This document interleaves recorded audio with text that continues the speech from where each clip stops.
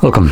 In front of me is a Motorola Moto G52, and today I'll show you how you can enable and set up your Do Not Disturb mode. Now to get started, you'll want to pull down your notification panel and locate the Do Not Disturb mode. For me by default it's right here, visible right away, so from here you can either tap on it to enable it right away, or you can hold it like I just did, and this will take you to the settings. Now in the settings you can customize how it functions.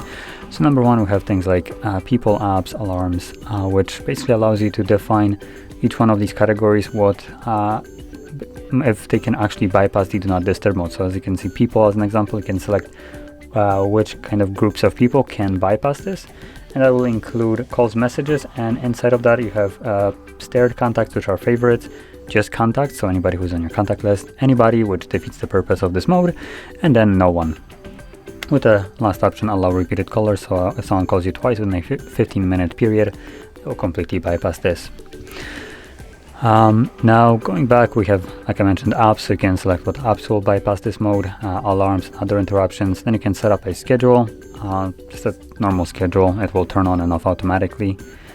Duration, this will define what happens when you tap on the toggle, so you have until you turn it off, so that's the default one, but you can set it up to be a time specific one, or it will bring up a window with two options every time you tap on it, so you could have until turn off or for X amount of hours that you set up then.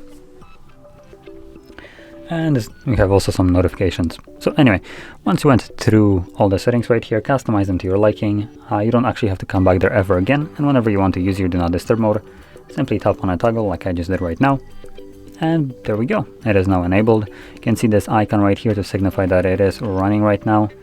And once you're done with it, if you're using it as a manual toggle on and off, you'll need to remember to turn it off by tapping on it once again.